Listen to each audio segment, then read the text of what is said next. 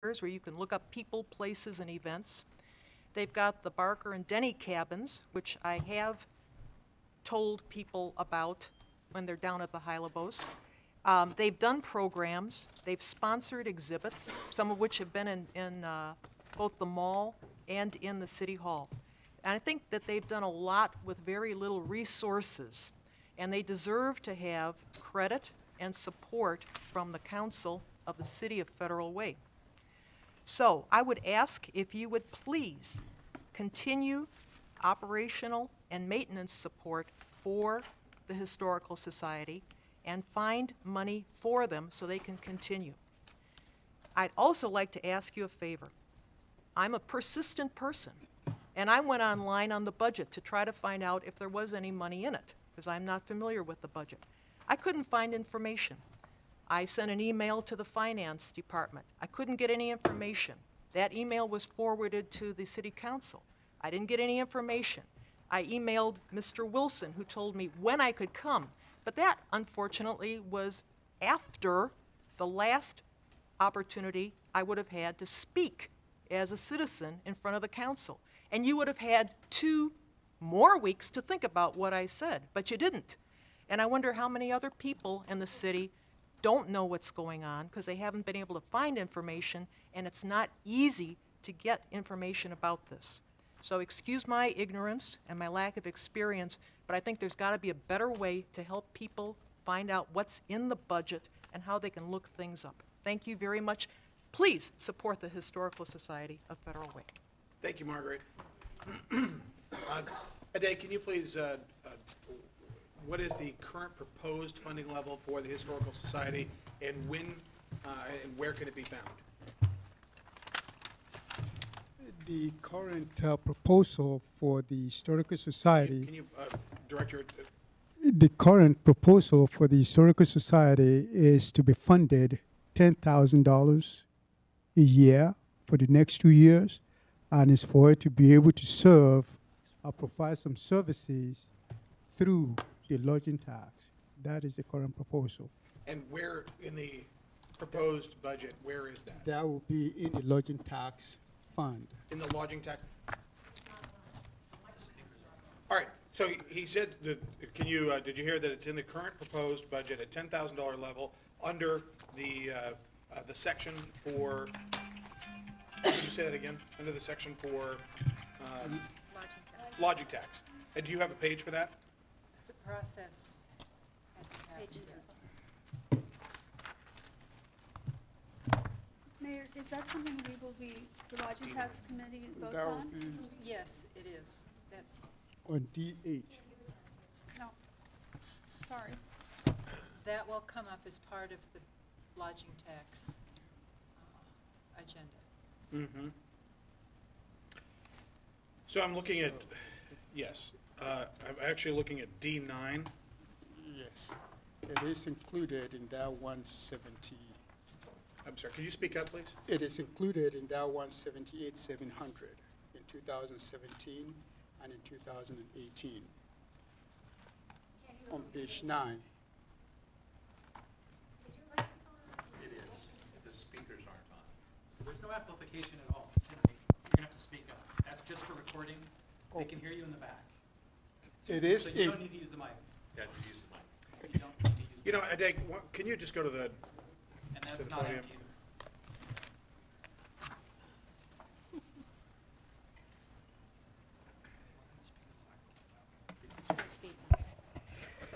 The 10,000 fund for the Historical Society is included on page D9, and it's part of the, if you are looking at the tourism, the 224,700 in 2017, that is included there. okay. Yes, ma'am. Yeah, Susan? According to Jean, this hasn't gone before the lodging tax committee, so they need to vote on it, and then it comes to us for a vote, or? That's correct. Actually, So, just because it's in the budget doesn't mean it's in the budget at this point? Well, it's... actually, the committee the committee voted, that is what the lodging tax committee is recommending, which Deputy Mayor is part of that committee. Right, I know that.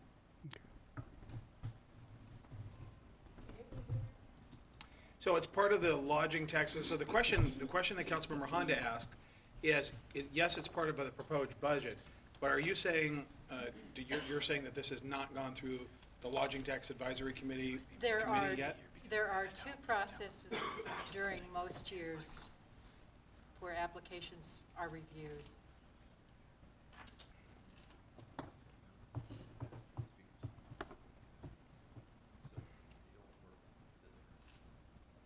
Will Tim be here tonight? No, Tim's ill. So do I have to use that? Brian, do you have any information on this? Other than as what has been relayed by Deputy Mayor and Councilmember Honda, is that it is in the budget, it is recommended by the lodging tax, and it is part of what's been proposed is the $10,000 annually for 17 and 18. Out of lodging tax funds, which requires certain criteria that need to be met for those funds to be expended. And part of that decision is for us to follow the law pertaining to how those funds can be allocated. Okay, so a total of $20,000 for the biennium. Councilmember Honda? So if the needs aren't, they don't have a tourist or someone from over 50 miles away, then, and they can't document that, then they can't draw on this money? There are criteria that will be established by, to be able to expend those lodging tax monies. And we have been in communication talking about what it will take to expend those funds, but there is the issue of tourism and meeting those specific requirements. I'm a little uncomfortable with that. I would just like to see them funded and not have to go through the hoops of meeting additional criteria to be funded. I think it's worth funding the Historical Society. Okay, duly noted. Yeah. Oh, Uh, sorry. I was gonna say, I think funding from the general fund as opposed to LETC. I think so there's some surety of funding on their part. Councilmember And, Maloney? I agree with that. Is this the same amount that we've been giving them every year for the same purpose, or is this on top of that amount? Well, recall, if you will, that from a private donor, we received $10,000 last year. I do And then I remember. believe that there was a one-time allocation of $10,000. So they did receive, for the last biennium, my understanding is $20,000 in the last biennium. This would essentially be $10,000 per year for a total of 20 during the biennium. But is it over, so it's not over and above what had been previously? No, but I don't think we had historically Well, funded. just Yeah. in the last couple of years. Yeah. And I agree with what Councilmember Kopang and Thomas said, but I would like to also go back to the conversations we had previously about funding the Historical Society at a $20,000 a year level out of the general fund if possible. Enter into an agreement with them that says that we will fund them, for multiple years. This is actually essentially, I guess, doing that for 2 years without an agreement, but at any rate, we just need to stop them having to go through these hoops, and we need to support the work that they do in our city. Council, is there support? Councilmember Moore? And I don't see Tim in here, but. He's ill today. He's ill. He's ill, okay, thank you. It was my understanding that this was kind of his idea in terms of it coming out of the lodging tax, or what's the history behind it coming out of the lodging tax? Deputy Mayor? There's an opportunity for the Historical Society to be involved in a project that brings substantial attendees to the city from more than 50 miles away. And it seems as though it would be a very good opportunity for the Historical Society to receive this funding. I personally support the Historical Society. I have supported it for years and have contributed to it. But I have a concern that I would want to have the idea of supporting the operations and management of an outside organization from the city's general fund when it's not a human services organization, what would be the acceptability of that in terms of the use of revenue, the city's revenue? Councilmember Duclos? Well, I'm just wondering if we can't fund them out of two different sources, one being the levy tax for the increase, and the other from where we've always funded them. Okay. Councilmember Honda? Thank you. So, correct me if I'm wrong, and I'm sure you all will. Center Stage has a contract with the city to run the Knutson Family Theater, and that's an outside organization, and I do believe that funds their operations and their. Can you speak up, please? Oh, I thought I was. It's going down. Just look that So, way. Center Stage has a contract with the city to run Knutson Family Theater. It's a private organization, and I would be very surprised if part of that money doesn't go to fund their operations, just as you mentioned, with the Historical Society. They are providing a service, but it's still along the same lines. Brian, do you have any comments in regard to the comparability of the Center Stage scenario and the Historical Society? Maybe I can make a comment a little bit about the Historical Society, and it would be helpful to have council direction in regards to what we're going to fund. As Deputy Mayor made reference to, we typically don't fund operations,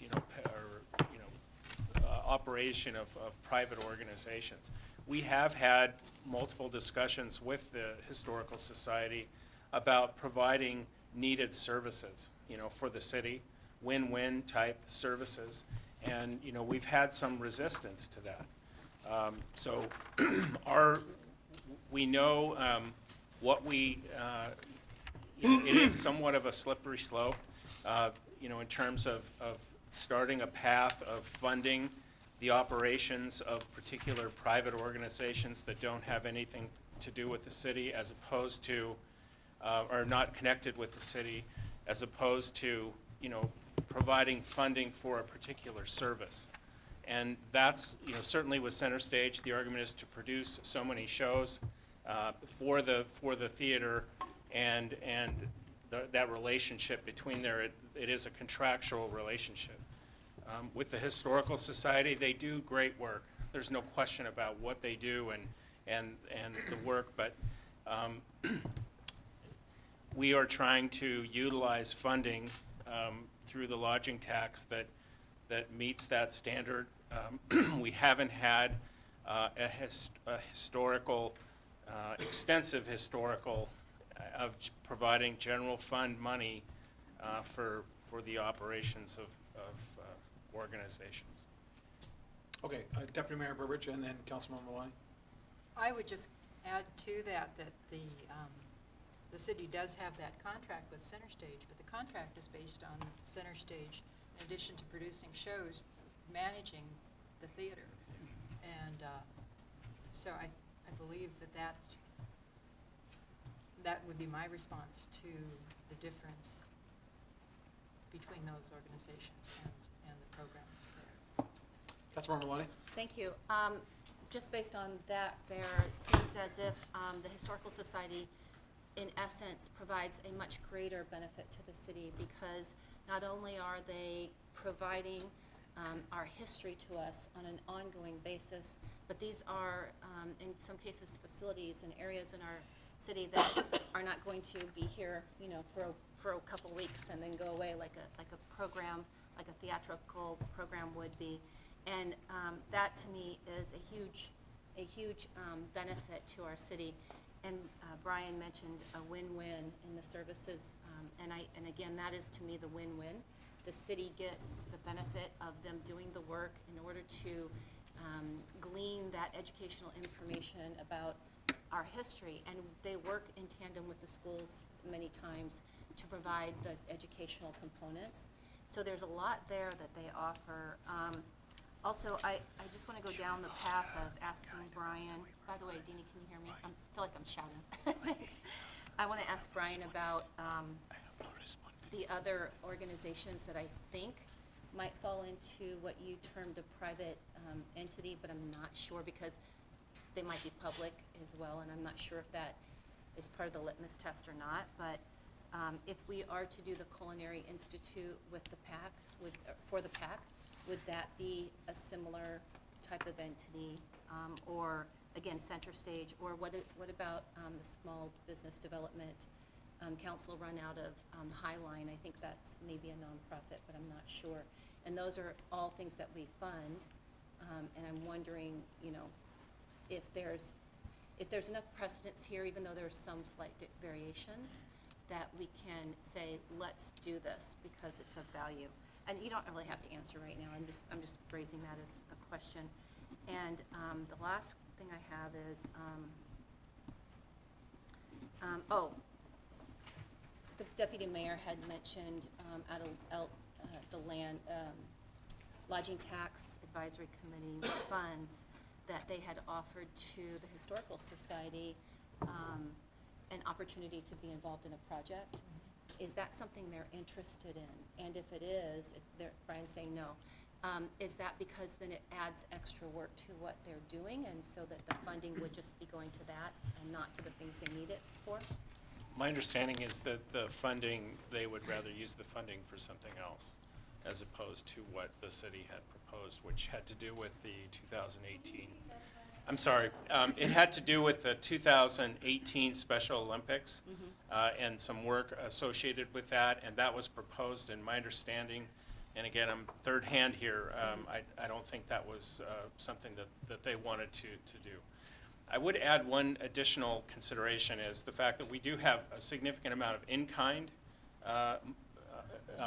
funding that's provided to the Historical Society, which includes the facility that they operate out of, the IT and technical support that comes from that, and I don't have that number. I don't know if we have that number. No. I don't have that number specifically, but it is adds significantly to the amount of money that we're talking about here in terms of the support that the Historical Society receives from the city. Councilmember Honda? So, bear with me. Let's fund them at 20,000 in 17, and then let's make it a city department. And I'm serious, because our historical information is something that, once it's gone, and we're not gonna be able to recover. And if they are using a city building, that they provided a lot of money to fix up, as well as the city. It's been a combined effort. But, you know, why don't we look at pulling them into the city? Okay, that's a suggestion. Councilmember Duclos? I just want to go back to, I think we can resolve this. I think we can use lodging tax for a certain amount of funds, and then continue with the other funding source that the city has been providing for years. That is probably the one thing we need in this document, how many people out of town pay for the information to the courthouse. Right. Okay, Just like to know that all our agencies have to do that. and I was thinking about that compromise as well. I think that they would need to, as to Councilmember Maloney's point, they would likely need to want to do whatever it was and work hard to receiving that funding. The second point is in regard to the suggestion by Councilmember Honda. We have not received a request from the Historical Society to be subsumed and to be part of the city. That would then, in regard to hiring decisions, would leave it to the mayor to decide who leads that organization, who works for that. I seriously doubt that's what they want. Councilmember Maloney, I have not heard that. Okay, thank you. And I don't know anything Right. about that either. In terms of them doing what we want them to do, so to speak, under the lodging tax, or the lodging, why can't I not think?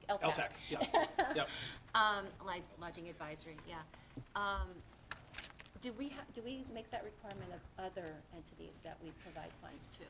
Well, this is a new legislation that has the 50 mile. I understand that. We But generally, it used to be 25 though, and so I'm just wondering if there's precedence for that.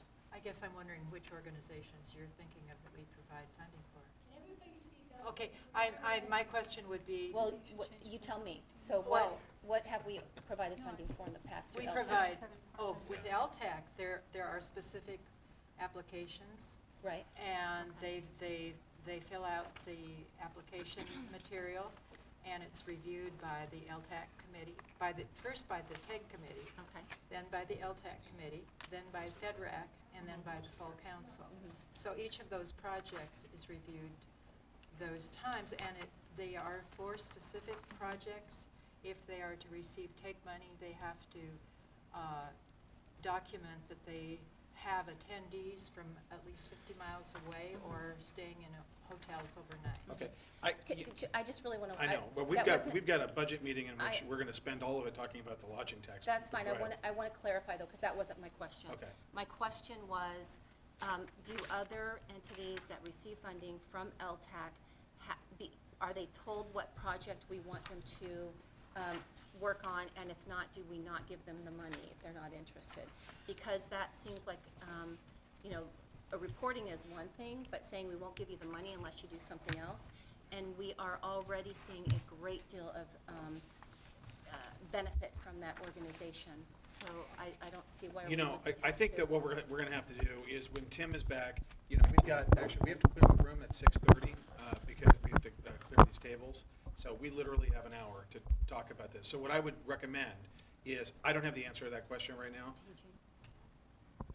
I'm sorry, we need to, we're not gonna, we've spent probably a half hour talking about the Historical Society, $20,000 in a $44 million budget. So we need to move on.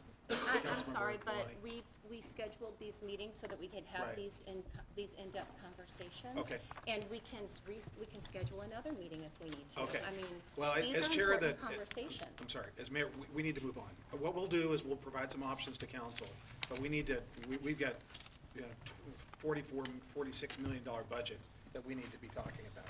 Thank you very much, Margaret, for your suggestion. We'll provide options to the council. The council will have the opportunity to vote either for the compromise that Councilmember Duclos is suggesting for the full 20 per year, or for the 10 as suggested under LTAC.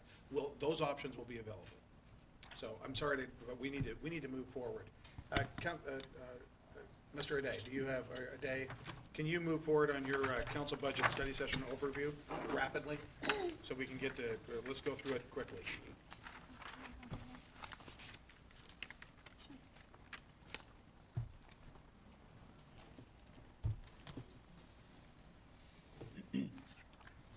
Just a recap of some of the council discussion and some of the issues on the budget. I think we've discussed the addition of 9 police officers. I just want to re-emphasize some of that discussions for you, that in order to have those 9 officers, we're counting, in 2017, we're counting on $1 million on utility tax. So if that doesn't come through, that may jeopardize that. Also, to let you know that we're also counting on the COP grant in 2018. That's about $230,000. And also in 2017, expecting that we will have more revenue than we spend to be able to carry about $220,000 over into 2018. So based on that, that is part of the proposal before you. Also, the council budget, which I sent to all of the council members, based on your discussion in terms of shall you be splitting the training budget or not. So based on the information that I have sent out to you and some of the feedback, I think we probably, I think you need to give me some direction on which way you want to go. So I think I sent all that information to all of you. Again, for the Historical Society, we include in there the 10,000 per year for 2017 and 2018 from the lodging tax, and I think it's intended to serve, to provide. We think that people that will come to the swimming program in 2018, we will be able to use that to count towards the attendance at the Historical Society. This is a way to bend over backward to be able to fund Historical Society.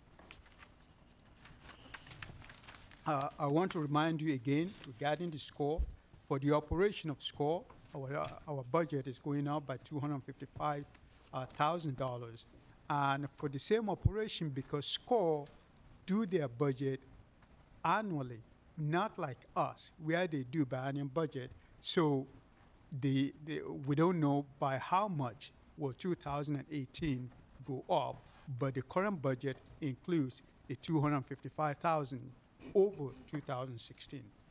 Also, the debt that we're paying on the SCORE facility, I think for 2017, we have 521,000 that will be paid by SCORE. They've concluded that based on their revenue in 2016, they will be able to service that debt from their revenue that would not affect us. Now, talking to actually, we had some conversation last week, which all of the providers, they are saying because of the bond, we have to show in the budget that we're obligated to service that debt. So for 2018, even though they haven't decided whether they'll have money to pay for it or not, I need to show about $905,000 in the budget for 2018. Because for the bond holders, they need to be able to know who are responsible for this. Have they budgeted that amount because we sign up for it? We are responsible for that.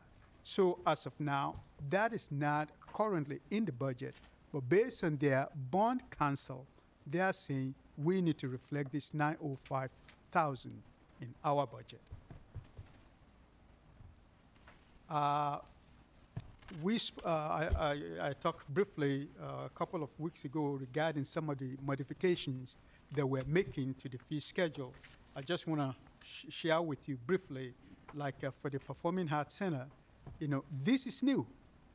So through the fee schedule, which we bring to the council annually, so I want to quickly highlight the new item in that fee schedule. Yes, one of them, which will be for park. We are proposing that, they will be able to do theater rental. That will be included in our fee schedule. This is what we are proposing. We are proposing a difference between the resident and the nonprofit agencies and the commercial use. So this is what we are proposing, which will be included in the fee schedule.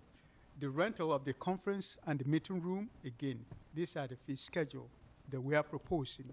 Another, and this fee is what is included or what is used for the revenue stream in the budget. Also, when we set up the stage or provide technical support for the people that will use the facility, we are hoping to be able to access them fee for staff to support the respective show. So the intendant of this fee is to be able to recuperate whatever the cost of labor that we're using. So I foresee this fee changing annually, because if the employees that we're using, if we're paying them $18, we want to make sure that we're recouping at least $18. So that is what we have in here. Also, just again, based on the conversation about 2 weeks ago, this is to show what we are proposing for the business license. Currently, again, everybody pays $75, so the item in red is what we are proposing, and also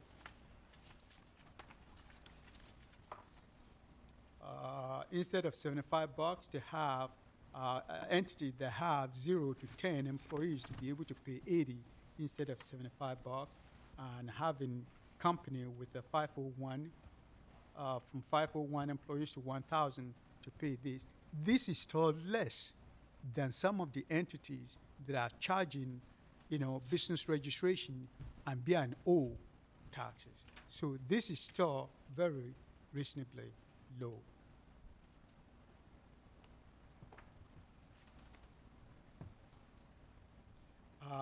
One thing that also we've added to this is to actually encourage people to pay for their registration.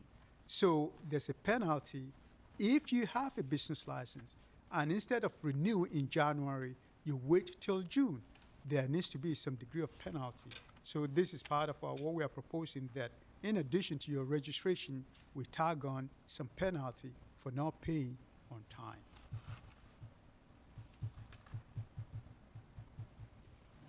Based on what, When do we ask questions on this? As soon as we're done with this slide. based on what the city clerk sent out, I just want to remind you, these are the changes. The study session today and public hearing at 6 o'clock, and in November, on November 15, that will be the introduction of the ordinances, and we are moving these to December 6th. Based on the King County requirement, we're supposed to certify the budget and the tax levy actually to them by December 5th, because they need this by December 5th to prepare for the county commissioners' approval of their own stuff by December 8th. So, but I spoke with them. I'm hoping that if this goes through, I will email it to them on December 6th so that it will be available to them on the 7th when they get to the office. But we're supposed to have this done to them by December 5. Again, based on what the mayor's budget presentation a while back, there's no layoff. We're meeting our reserve adequately. We're covering the 5% increase in the health insurance, and of course, we are paying the increases due to the Valicom, and we're making provision for salary adjustment, and of course, our equipment reserve, I think, based on the original presentation, we're short of that by about 1.8 million, just to recap some of the things that we've done. We're going to handle a couple questions, but I believe I passed over public comment for Diana Noble-Gullifer. Do you want to do that? Yeah. Diana first. Diana, did you want to say anything? President of the Historical Society. Yeah, please. Should have called on you before, Diana. Thank you for. Well, actually, I'm pleased to see the 10,000 each year. I wasn't aware of it, but I wanted to come to the meeting. And but for clarification regarding the $10,000 that was spoken about for the Special Olympics, we didn't refuse that opportunity to do it, but we have to have our priorities set first. Our priorities is our operations of our facilities and also our staff and our expenses. Our staff is the highest expense that we have, part-time staff, as you know, and our insurance is over $2,200 a year. That's for liability, fire insurance, and so on for the cabins, but also for visitors and our employees at the annex, and of course then there's utilities. So it wasn't meant to sound as a refusal for the Special Olympics. I think that it would be a very interesting project, but in order to do it right, which reflects the history of the Kennedy family on up to where we are today, and including Federal Way, it's going to cost some money, and we'll probably have to hire some professionals to do it. But if we don't have our staff right and our other expenses right, we'll be spending our time doing fundraising. And that means that it's less time to work on special projects and exhibits. Thank you. Thank you, Diane. I think I speak for everybody when we say thank you so much for the important work you do. I think we're unanimous in our appreciation and the value, and thank you, Margaret, for bringing this up as well, that the historical, we're all sitting in front of a portrait that was the product of the work of the Historical Society and the benefit of the Brook Lake Community Center. So I think we all agree with the great value. So we're gonna get to work on it one of the things I wanted to do is what we're gonna end up doing is providing options to council.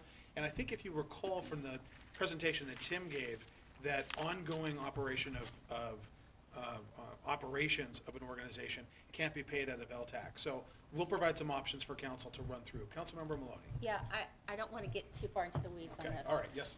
But I just wonder if it's just about how it's being presented and so I mean, it might be easy for them to flip and say it's actually for marketing. Right. And the operations will be paid from other funds. And I don't know if that's possible. I'm just saying that maybe that would be more, we could possibly do more with something like that. Right. If that makes sense. I think Councilmember Duclos is really, of course, it's not for me to opine, Sure. but go ahead, Councilmember No, Duclos. no, go ahead, I have another question on the Well, I just think, Councilmember Honda, and her motion and Councilmember Maloney, I think we all want to get to a certain level. So maybe the compromise is the hybrid, what you're talking about, but also we don't want to dictate their course. Right. So I think we're going to have to feel our way through this and reach back out to the Historical Society. Councilmember, did you have? I just had a question for a day. On the new fee schedule for the PAC, are these competitive? Yes, we are. Okay, Yes, we are. thank you. Okay, now I think we get to Councilmember Maloney's question about the presentation. And then Councilmember Honda? All Thank right. you. I wanted to talk about the fee schedule for business registrations. And I think that my thought, I'm just going to qualify what I'm about to say. There are some things coming up for revenue streams that I do not necessarily agree with. And so I was trying to think what other options we had.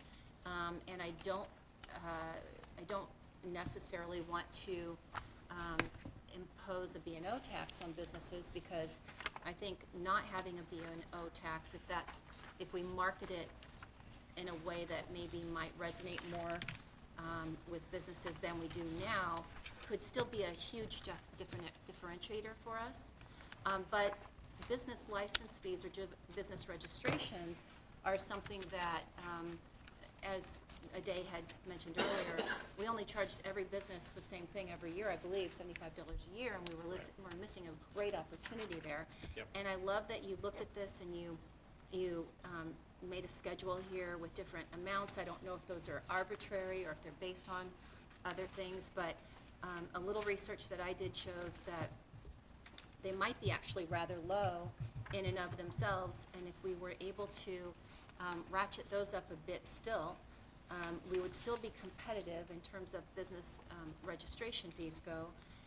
And some cities do both B&O tax and business registrations, so we'd still just be doing the business registration fees at potentially a higher level than what's being proposed. And then I have a question on the business renewals. Is that $50 for every business every year once it says $50 for business renewals? Aday, can you first address, after you handle business renewals, again, can you talk about how you came down with the schedule? With this, actually, I did send to all of you I think at the last meeting, you requested, how did we Right. arrive at this? Yeah. And I sent that report to you. So actually, this is pretty much a resemblance of what one of the cities is actually doing. So we have some of those cities that we actually looked at, yes, you're right, that charges this and also charges business license, B&O B&O tax. taxes. Yeah. But this is not arbitrary. That is actually, this one is actually exactly like one of the cities that we looked at. Okay, B&O taxes as a percentage of gross income is much, much higher than what we would be charging under these registration fees though, right? Yep, actually, I spend a lot of time talking to the city of Kent. City of Kent brings in almost about 8 million. Yeah, But at the same token, we don't have the kind of business composition as City of Kent. And also, in order to be able to generate that kind of money, they dedicate about 5 business auditors just to that. So, but of course, when you're generating 8 million, of course, you can support them without 5 employees. But I think part of what we need to be careful of with our own business is the number of big businesses that we have. You know, as of now, I think as I shared with the council last time, more than 90% of our businesses have 10 or less employees. So we need to be careful. What is involved in business B&O is you file your return, you know, to be able to determine what kind of income. So it's more involving. Sure, I apologize. I'm not suggesting we do a B&O tax, so, I mean, I don't know that we need to have that discussion, to be honest. I'm just suggesting that possibly we look at certain levels of the business registration fees that have been proposed and increase them. Okay. And I'm not suggesting that we do that for the smaller businesses necessarily. So which one of these will you Well, suggest? I mean, this is, I guess, a council discussion, but I was thinking, I mean, I'll just send this to you in email, so we don't waste time, but, my numbers are arbitrary, so, based on your numbers, but just what I think, what a business might be willing To pay. to pay. And then the next question then, though, was on business renewals. Is that $50 a year for every business regardless of size for the business renewal fee? Actually, that business renew, that is what we used to charge. So that's no longer. That 50, no. So- Now, we're saying you are paying Okay. That's what I wanted to know. 9,500. Yeah, That is what you're paying. good, okay. So it's just what's in red that's changed. Yeah, it's business registrations and renewals. Gotcha. Yeah. Okay, perfect. Thank you for that clarification. Oh, there we go. Yeah, there, it says Yeah. right there, okay. Okay, well, I didn't Good. see it either, so I thank did, you. yeah, thank you. Okay. Oh, Councilmember Honda. Thank you. I have several questions on the budget. So, on the PAC schedule, I'd like to thank Teresa for answering my questions on what the different groups are and how they're defined. For the theater rental for Friday through Sunday and Monday through Thursday, does that include all costs, including ushers, the rehearsal rooms, ticket booth, lighting, technical work, or are there additional fees to that? And for the conference room, the 4 hours, is this any day? These fees are for any day of the week? Teresa, you got all that? I can Yes. repeat it if I remember. I think I got it. Okay. So the theater rental, that does not include the other fees as far as technical crew. That will depend on the performance that's coming in. There is obviously going to, depends on if you're going to have rigging, if you have lights. Obviously you're going to have lights and sound, so some of it's just standard. That does not include the staffing fees for that. As far as the ticketing fees, the ticketing box office, there's a setup fee, but there is not like an hourly staff fee. We set up your tickets, they go into the system, and then there's a ticketing fee that the patron will pay, very similar to what we're all used to when we go into tickets.com, but it won't be, I think the last time I paid one was $16 for a fee. The fee that I proposed for the ticketing fee was $2.50 a ticket. So that will be paid by the patron, not by the group renting the facility. So I think that answers your first question. Well, are the ushers included in this? The ushers are not included. They are for the resident arts organizations, though, because the bulk of my ushers are coming from my resident arts organizations. So they're the Yeah, ushers they're then would be volunteers. volunteers? I'm asking them to volunteer hours. That's why they get a deeper discount. So, rehearsals times would be probably under the Monday through Thursday hours. That's the intention. Okay. So,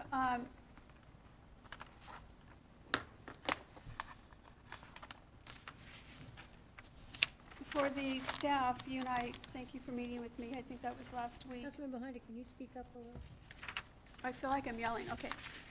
For the staffing, you talked about having all the 7 full-time employees hired by March. And my question is, to the mayor, In the past, we have used staff from other departments to fill in when we've been a little bit short on things. Operational things? Right. Yeah. Is it possible, because at this point, by March, the PAC isn't open, we're still building it, we still have costs to build it. Could we, instead of hiring all 7 people, use existing staff to do some of the jobs that Teresa has determined that she needs? We don't have the staff to do that. I mean, I think that we run a very lean operation, and I would have no idea where to get those folks from. Teresa, the 7 people that we're talking about, can you outline which 7 we're talking about? Yeah, so just as an example, I'll use the patron services coordinator. You're gonna need to have experience in events, and you're also gonna need to have experience in selling box office ticketing software. And currently, we don't have that kind of software within the system. So we're gonna have to bring somebody on. In order for me to open, for sake of conversation, let's say September 1, I'm gonna need to be selling tickets 4 and 5 months in advance. So the website has to be launched, the ticketing software has to be up and running, and we have to have staff on board that can man that and get us through that opening. In order for this facility, those 41 events that I talked about from October to December, we've got to, as soon as we're in the facility, we've got to hit the ground running.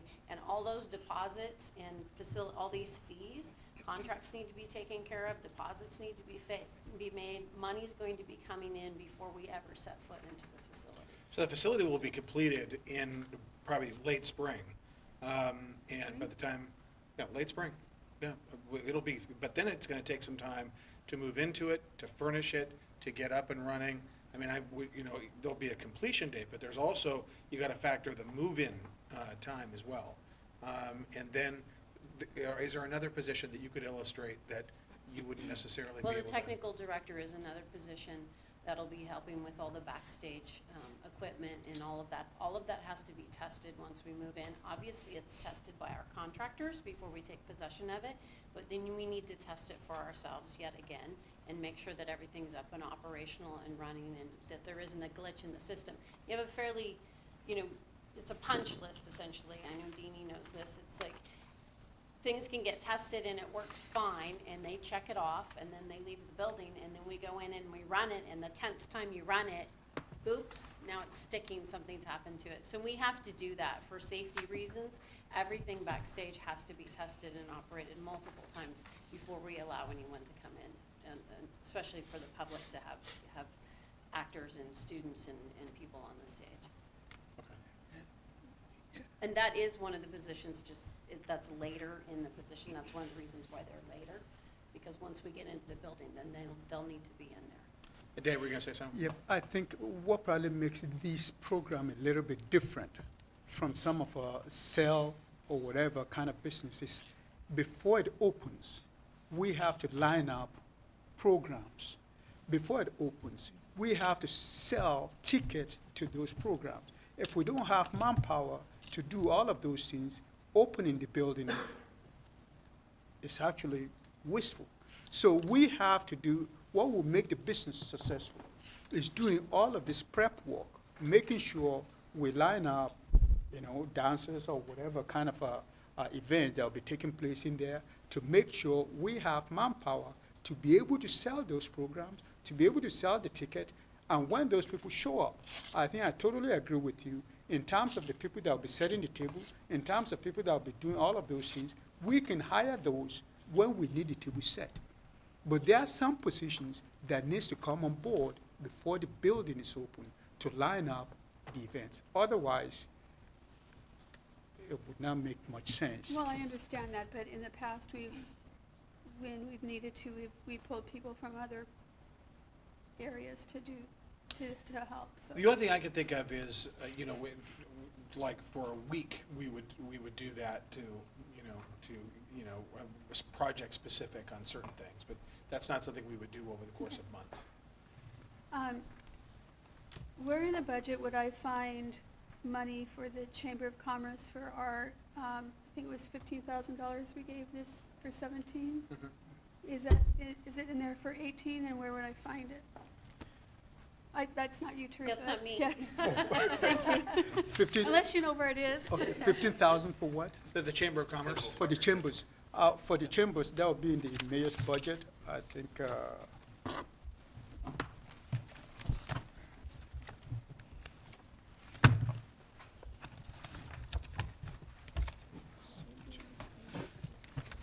What page you got? That would be page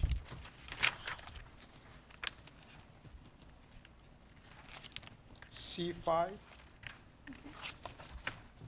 And it's for 17 and 18? Yes. And how much is in there? Because I don't have my big book with So me. it would be under the,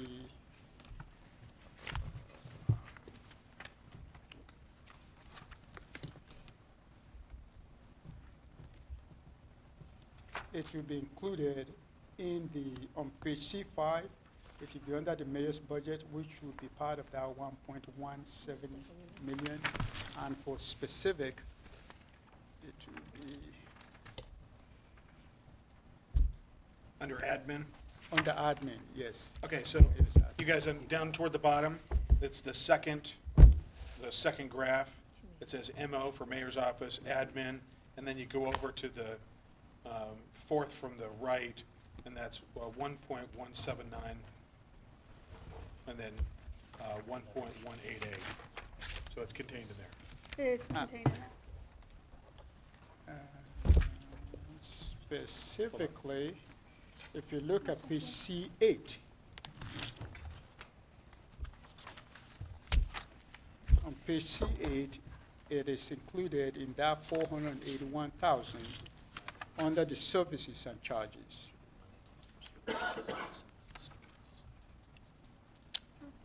How do we know, just to ask, follow up on Susan's question, how do we know how much that is specifically for the chamber? For Is the, what's the line item for the chamber? Is it 15,000 again, or how do we know that? for the chamber, I don't have the specific for you, but it's something that, because actually, if you remember the monthly report that Geraldine sends to you, we often have more details than these. So what you have in this 481 is rolled up of so many other line items. Right. But I can determine that and shoot you an email to that. Yeah, that'd be great. if And we you'll could be able to that. find it on the monthly report that you get. Okay. We just want to know what it's going to be for 17 and 18, so that would be great. I have another question, actually two more, I think. With the 9 police officers, which I fully support, and I believe everybody does, I am concerned about the second year and hiring 5 and relying on the COPS grant. If that doesn't come through, is there a backup plan to hire these cops, the police officers? Right. Well, we would need, we would have to reevaluate. We do have the mid-biennial adjustment. We'll probably know within a few months of the application whether it's successful or not. And we'll have to reevaluate how many of those 5 we could hire without the, right now, normally a COPS grant allows for a 75% recovery for the first 3 years. We put that, we pegged that at 60% because many of the officers that we're getting are lateral officers and therefore not eligible for the full 75. And that's why we gauge it about 60%. If we don't get the COPS grants, I think we'll have to reevaluate and it'll be significantly less than 5, but we'll try to add, we will do our best to see what resources we have. Councilmember Duclos? Well, I wanted to follow up on that because, if things come in the way they are, our budget is balanced for the next biennium. Right. It's the biennium after that that we need to start preparing for, because everything is going to increase in cost over those 2 years, and I'm not sure the revenue is going to keep up with that. So we've talked about FEDERAC, and I was going to ask council permission to have FEDERAC study this in depth more and come back with some different suggestions to present to the council about how do we prepare for the next biennium. Study revenue, new Yeah, revenue. Revenue, yeah. Yeah, which was my next question, was revenue sources. Okay, but to answer your question, I think instead of the full 5, we would obviously, if we do not get the COPS grant for 5, you know, if we get 3, then obviously we do the 3 and see what we have available in that mid-biennial adjustment to add, you know, even more than that. But obviously we'll get the ones that we get from the COPS grant.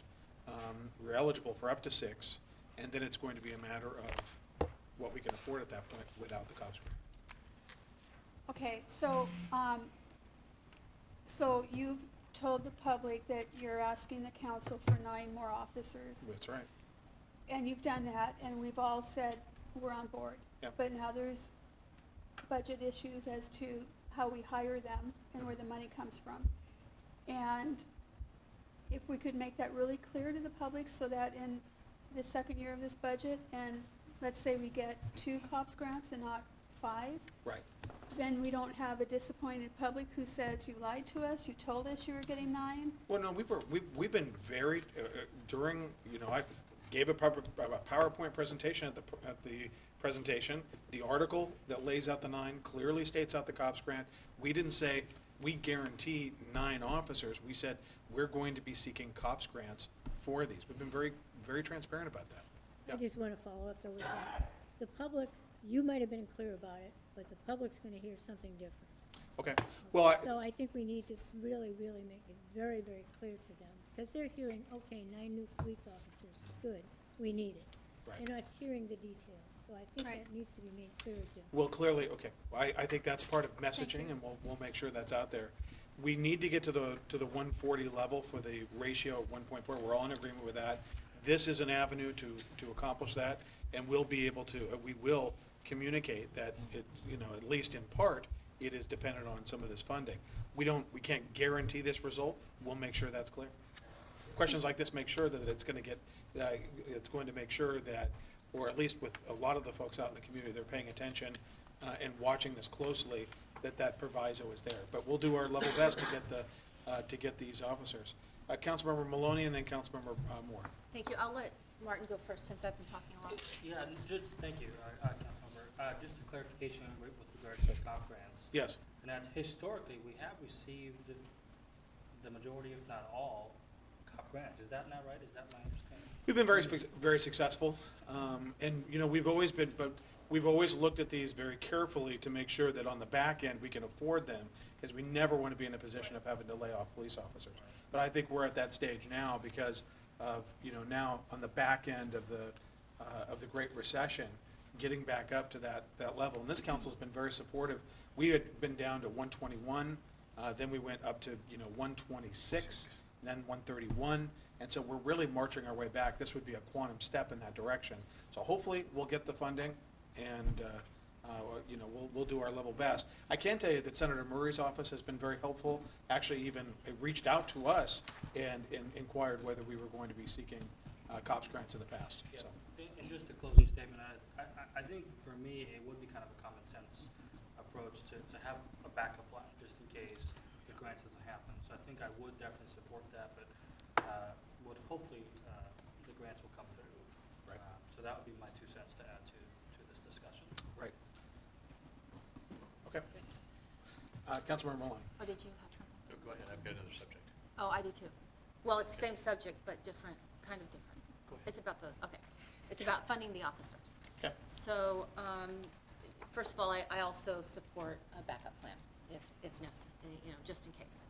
But I am concerned about using a utility tax on Lake Haven for funding the officers for a couple of reasons. But one of them that has been in the public, or I shouldn't say it's not, I don't know if it's been in the public, but people have talked to me about it, is that there is apparently an RCW that still needs to be tested to some degree, but says that a municipality cannot impose a utility tax, and I'm speaking out of turn here because this is just what people are telling me. Right. But I want to go down this path to see if there's any validity to it, that a municipality cannot impose a utility tax on a public utility. So that's one piece of it. I've also heard that there would be a lot of pushback from the Lake Haven Board of Directors. And I think that's something that we need to have our eyes wide open about before we talk about going down this path. The last part of this is that, to me, this seems as if a switch from funding the PAC directly through a utility tax, because I've gone down this path before. I made statements that I didn't want to go to the taxpayers to pay for any part of the PAC. This seems to me like a backdoor way of trying to do that. And it's difficult to say we don't want to impose a utility tax and to increase our police officer FTEs, but to me, it's really a backdoor way of funding the PAC, because we took the money from the general fund and other sources for the PAC, and we'll be paying it back from those sources for the loan we got, and then that leaves us without the money for the police officers. I know it's convoluted. I think I've got it. So let me start by saying, in regard to the backup plan, clearly what we're getting is 60%. For the officers, we are applying for COPS grants, which would pay up to 60%. That still means that we are budgeting 40% for those 5 officers. So one need only look and add up. You could still, if we got, 3 or, I think over the course of the second year of the biennium in 2018, we're planning on 40% for 5 officers. And that's, the equivalent of essentially 2 FTEs at that point. So, I think that we would reevaluate. I think the backup plan would be get what we can with the COPS grants, and then utilize that funding that we had already set aside to either fund, 1 or 2, whatever it was, to fill that gap. But the commitment is to get to 140, and we obviously have an opportunity in the mid-biennial adjustment to accomplish that. But we would articulate that very clearly. That would essentially be the backup plan. Now, in regard to the utility tax or equal application of the utility tax, this is something we've been looking at for quite some time.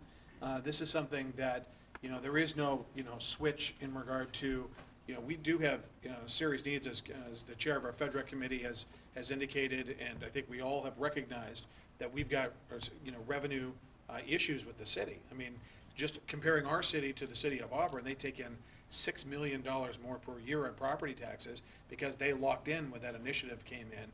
And so we've got structural disadvantages. We also want to be just taking a look at all options on the table. With ST3 out there, and because of people on fixed incomes, we don't necessarily want to add $20 for a car tab in order to raise revenue. There are only a certain number of options. We're maxed out in regard to utility tax, when I think it's not recommended to go to a vote of the people. A B&O tax is not recommended for the reasons because of the small number of employees. So in regard to one government entity taxing another, it is allowed, and Division 3 of the Court of Appeals has approved this. Division 1 and 2 on the west side of the mountains, where we recommended this, we looked very carefully at the statute. And we may receive some resistance. That's one of the reasons, out of respect for Lake Haven, which are valued partners. I was in a meeting actually today with the heads of and the representatives of the school department, the school district, the fire department, Lake Haven, and ourselves in meetings that we do regularly, quarterly. And so we've got a great working relationship. I called several members of the president and the vice president of the Lake Haven board. Brian called John Bowman, who runs the Lake Haven district, and let them know as a matter of respect. I talked to another board member. If they decide to resist this, we will need to take a look at it. But this is not unprecedented. It's certainly not, from our point of view, not barred by RCW. So that's the answer to that. And in regard to the third thing, this council has made a decision to move forward on the Performing Arts and Event Center. I think it's really, if you take a look at what we've done with the PAC, it's unprecedented with a capital program that we've raised $21 million from multiple sources, thanks to our legislators and thanks to the near $1 million raised in the community. So, I think that when we're talking about operations, the subsidy of the PAC is going to dramatically decrease after the first year or two. Year zero is a tougher nut, but year one, year two, year three, that subsidy will decrease over time. So, but the utility tax is something that would be an equal application, of which they have not, been subject to that tax, and it's something we've been considering for, frankly, quite a long time. Councilmember Honda. If we've been considering it for frankly a long time, then why did we redo the franchise agreement with them just recently? Well, I think that, life's about timing, isn't it? And in almost every regard. And so when we first put out the budget, it was within the confines. Obviously, this is not the most, we're looking for revenue sources. But what we've heard from the community, what I've heard from the community, what I believe is the next step, and I know that many of you do, is we need these 9 officers to get us to the ratio that we need to be. That will, by its very nature, take revenue. There are only a certain number of revenue steps. So those negotiations have been ongoing, and if we could do it without this, I'd be all in favor of it. But if you take a look at the options available, whether it's a property tax, which would require a vote of the people, which I'm not in favor of, a sales tax increase, which would require a vote of the people, and it would be a disincentive to shop in Federal Way, a B&O tax, not recommended for the reasons we've stated, an admissions fee, not recommended for the disproportionate impact on one of the major employers in our community, the TBD, the Transportation Benefit District, $20 per car tab, that would be a disproportionate impact on people on fixed incomes. Really, the policy question you have to ask yourself is, do you want the 9 officers? Because if you want the 9 officers, you got to pay for them. And if you're not willing to pay for them, then we don't need to do this. But if you are willing to pay for them, there's only really a couple. You've got the utility tax, the business registration fee, and that's pretty much it. We talked at FedRec about different sources of revenue, and one of them was entertainment tax. That's you mean admissions fee? So I asked Ryan if we did that, if we could exclude our own citizens, residents of Federal Way, from paying that. Were you able to? I have not resolved that yet. I don't think that should be off the table at this point. I would like to continue looking at that and seeing what that would do to bring revenue into the city. Right. The other thing, if the Lake Haven board says we're not going for this, then what? Well, that is something we'll need to talk about. We have options. Yeah. What do you do if somebody doesn't pay their bill? You take action. This is an equal application of the utility tax. Every entity has to pay it. Are we aware of any other cities where the utility tax is not more universally applied to utilities? Actually, you have a city like Covington that is also served by Lake Haven. You have, I think, Auburn that is served by Lake Haven. I think they are all struggling trying to tag this on. So, but it's only, the only occurrence that we know of is with Lake Haven, correct. With Lake Haven. Right. Most of the other water districts are paying. Yeah. I'm sorry, Adi, I did not hear what you said, though, the first part of the answer. The Covington, city of Covington and city of Auburn, because they are part of Lake Haven, they are also struggling trying to add the utility tax. Okay. Other utility tax that are actually up north, there are plenty of them that are paying utility tax. As the question that was brought up that one entity, Tacoma Light,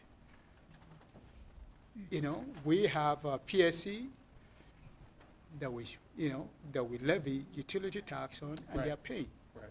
Well, actually, some of the people in Federal Way, ourselves included, myself included, receive Tacoma water, so there is that fee there. We would need to analyze this in a non-public forum to determine our legal strategy. That's the answer. Okay. Okay. Is Councilmember there Malone? anyone else? I have been talking a lot. No? Okay. Okay. Thank you. So in terms of, let's see, I guess in terms of the, when you said that if we either want the officers or we don't, we vote for them or we don't, it's come down to this due to, as you said, essentially everything's about timing, right? But I know that some of us on the dais, the council, have been suggesting we add officers for quite a while. And it wasn't until. We've heard you. Yes, I know you've heard me, thank you. And it wasn't until after the first budget was proposed that, that you came forward and said, let's do 9 officers. And then you said that it will be up to council to approve that. Now we're in a situation, as Susan indicated, where, you know, we either say, based on what we have in front of us, we approve that, or we don't have the officers. And I remember years ago, when I first got on council, when the issue of the PAC came up, and you said it's not a binary argument. And so I don't know that this is necessarily binary either. I think we need to think this through, come up with different ideas. And I mean, I wouldn't necessarily immediately throw the admissions tax off the table just because it impacts one business. In fact, I think it might end up impacting more than one business, but I'm not sure about that. We but- certainly, go ahead. So I'm just saying, I would appreciate more of a discussion, more of a brainstorming. If council really is put in this position, which we are, I would appreciate really at this point trying to come up with a solution that is maybe a little bit outside of what we've been presented with. Because I do not support going to the taxpayers for what, again, I essentially see as a pass-through to the PAC as a tax. And that's really what it comes down to, in my mind. Now, what I would say is that in regard to the subsidy of the PAC, in addition to the, you know, the 200,000 that we said that we would supplement the PAC, I think you've got an additional for that first year, a $600,000. You've got $600 more, $600,000 more than that for a total of, I believe, about 847 for that first year. So, and then it goes down.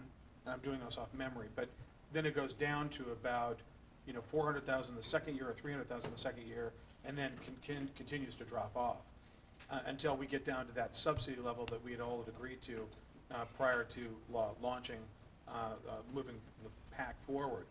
What we're talking about is, what is the, one second, take a look, actually I've got the PowerPoint from the last slide. What we're talking about in 2017 and 18 is bringing in $1 million extra for the adjusted utility tax and $360,000. So literally almost twice as much, it's 1.4 essentially, almost twice as much of what is necessary for the officers than just the PAC subsidy. So while it may seem like, you know, this is not all, you know, the cost didn't increase for the PAC, and then we're switching this to the officers. This is, in order to get to the level that we want to be at, this is essentially the price tag. So, and if you take a look at the adjusted utility tax, that's $1 million. Even if you did the full boat, the full hit on the admissions tax, you get at 5%, you get $600,000 a year. That's still, now you're missing $400,000 per year.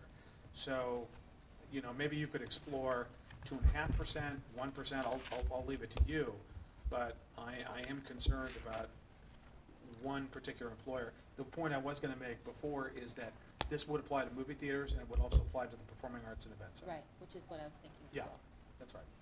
But if we could do it for people not citizens, people who come from outside the city to enjoy our, But now you're gonna pass on that burden onto the business to determine, are you, I mean, imagine the conversation or the pricing.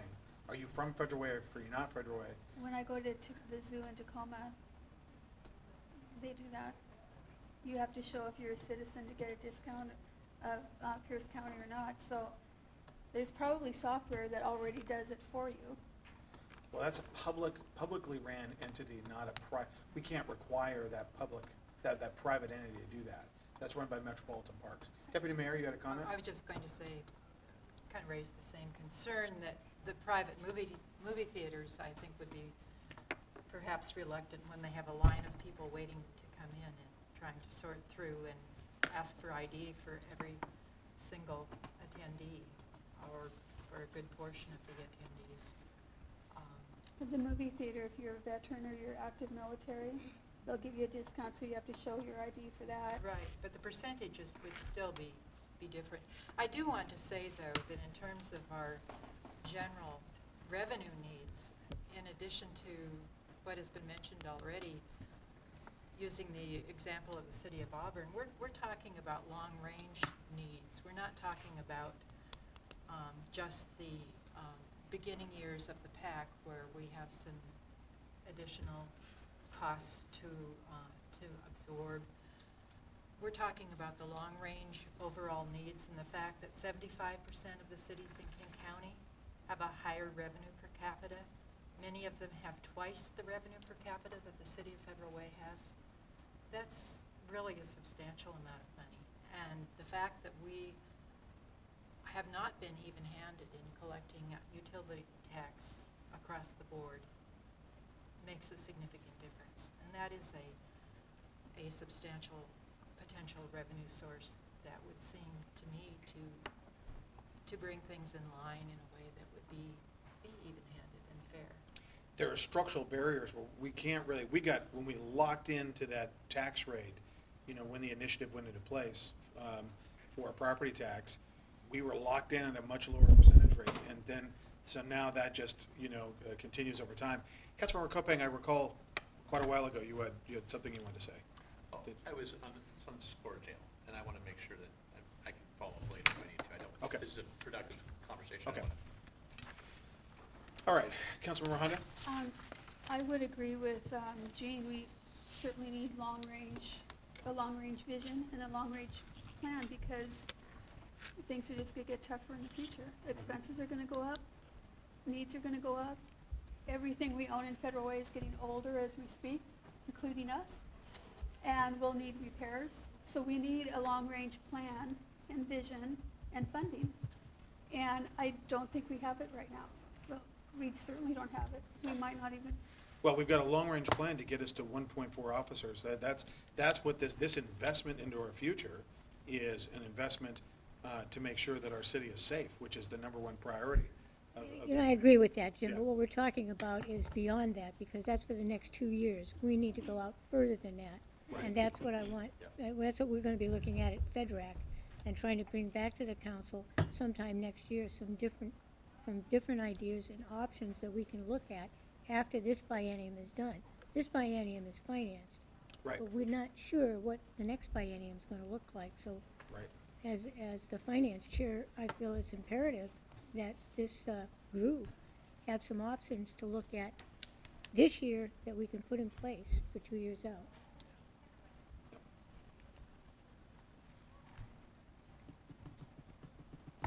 Council, any other comments or suggestions?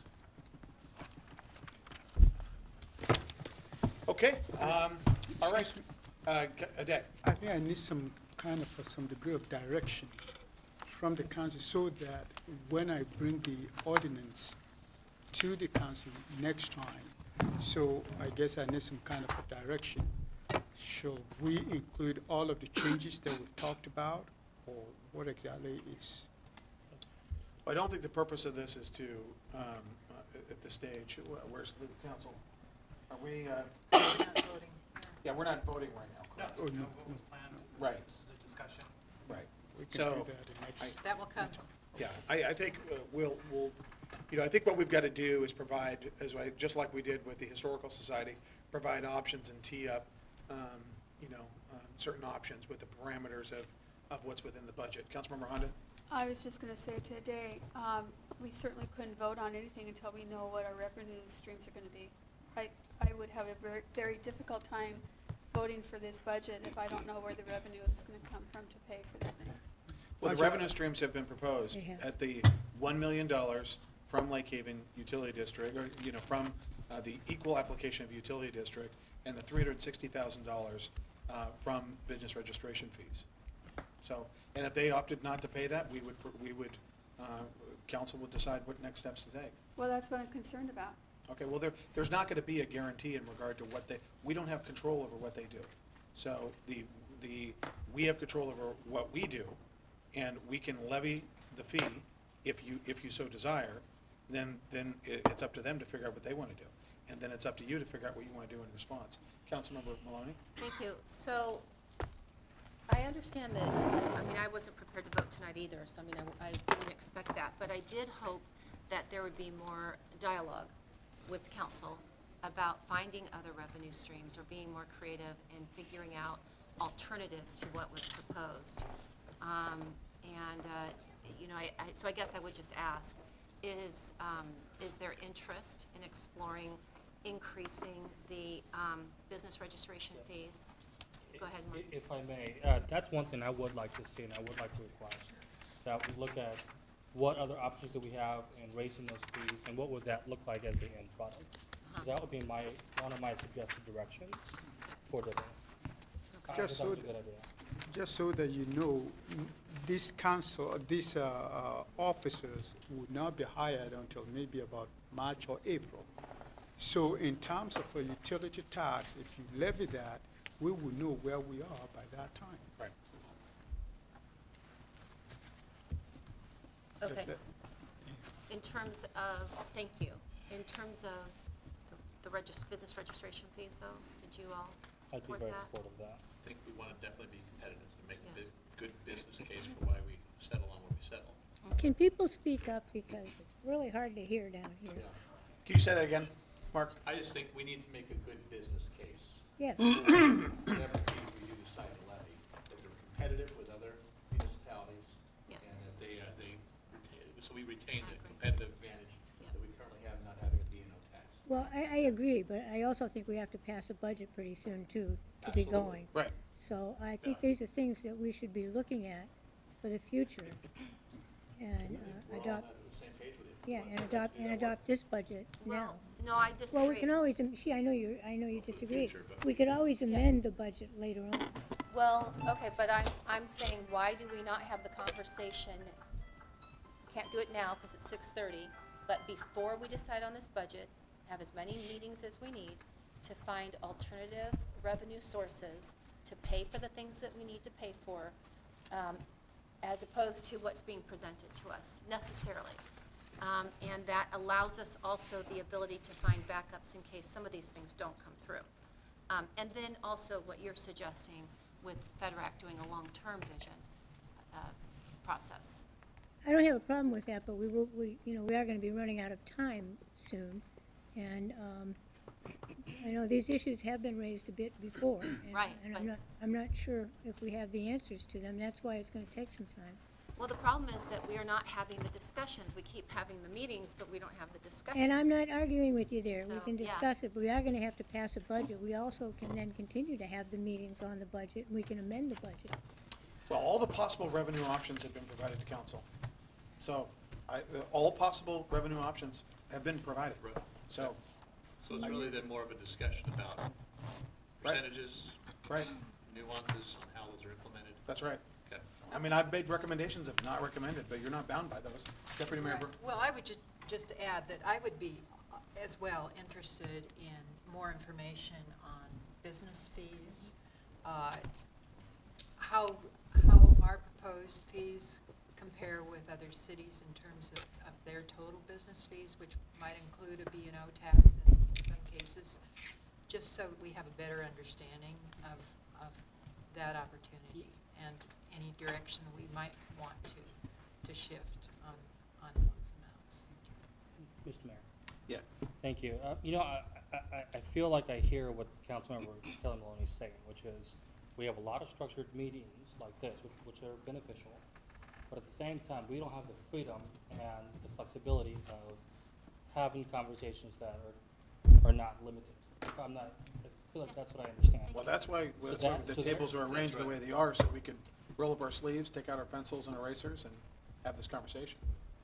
Well, okay, and I think a suggestion I may have, and it may be a bad suggestion, but I want to put it on the table, is that's, do we have another meeting? And do we schedule something again, so that way, has less of a structure, but more of a conversation? I don't know, I just want to put that on the table, because I feel like I hear what you're saying, and I think we do need to have those conversations with less structure, if that makes any sense. We need a backup in case something happens with the utility tax. I mean, Well- to have everything funded in this budget, I'd really be more comfortable if we had a backup to something that we could fall back on if we needed to. Well, the backup would be that if the council decided not to pursue the utility tax, is essentially to do without it, or find something to replace it. And that's exactly That's what we're what trying we're to get saying. at. Right, Right. but it would be So- a plan B. Or Plan A, depending on what we discuss. Right, Yeah. Or C or D, we just need a plan Right. of what happens if, so that we can, contingency plan. Well, I've provided this budget on the understanding that legal authority allows this. Period. So then we'll pursue that. But, there's only a couple of different options. We don't have a lot of funding options. Councilmember Duclos. I was just gonna say, I mean, we can pass a budget and we can amend it later if we wanna look into more detail. That's why FEDERAC really wants to look into long-range planning, so that we know that we have an income stream coming in, and we wanna go through all of these things, and we'll bring, whatever we discuss at FEDERAC, we'll bring to the council for feedback on. I would like to, may I?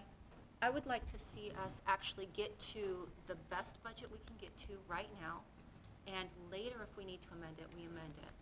But So- I wouldn't like to go into this saying we're gonna vote on this budget knowing we're going to amend it soon. I would highly recommend, at the PowerPoint that I did at the last meeting, I would highly recommend that you go to the slide that has the section. I'll have a date, send it back out, but in regard to the evaluation of funding options. Right. Your property tax, sales tax, B&O tax, admissions fee, transportation benefit district, which is $20 per car, adjustment to business registration fees, which is recommended, equal application of utility tax, and permit fees, which we're already adjusting. That's it. So.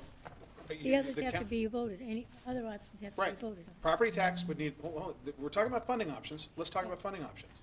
The question you want to ask is, if you want to go out to the public to increase their property tax, that's one option. If you want to go out to the public to increase sales tax just inside the city of Federal Way, that's another option. If you want to increase B&O tax, that's another option. If you want to do the admissions fee for the $600,000 for the 5%, or $300,000 for 2.5, that's another option. These options have been provided. Well, that's what we're trying to have a Yeah. discussion Right. about, though, Jim. And Right. so the idea is that we need to have the, the ability to get into the weeds on all of these topics, all of these proposed revenue streams, and discuss them and hash them out.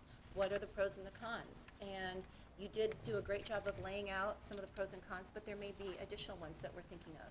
And in terms of, kind of the nuances of these, so the business registration fees, do we propose adding more to what's being proposed?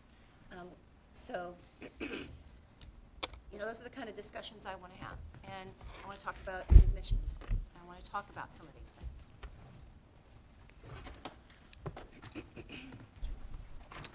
So in terms of, Councilmember Maloney, the business registration fee, we will come back to you with some further look at that and provide additional information in terms of options that may increase those fees. How does it look compared with other cities? The combination between business, B&O tax and those things, and we'll get that information to you. Thank you, Brian. And again, I personally am not suggesting we do a B&O tax. I personally don't even want to, I don't want to go down that road, but someone else might. No, my comment was in relation to cities that have Right, both a and that's what I was registration gonna and a ask B&O. for. That's what I'll. Yeah, I was that's just what going to I'll ask take. for that, because I think it's a significant difference, even based on what is being proposed. Okay, council, anything else? So it's been suggested that we have another meeting before the 15th. That's next Tuesday, obviously. Excuse me, no, that's 2 weeks from now. Is there any interest in having another meeting before the 15th? Sounds like we need the time. Okay. And, let's see here. We can work on options to. Okay, we'll provide options, and then we'll notice it to the council and to the public. Thank you. Okay, thank you.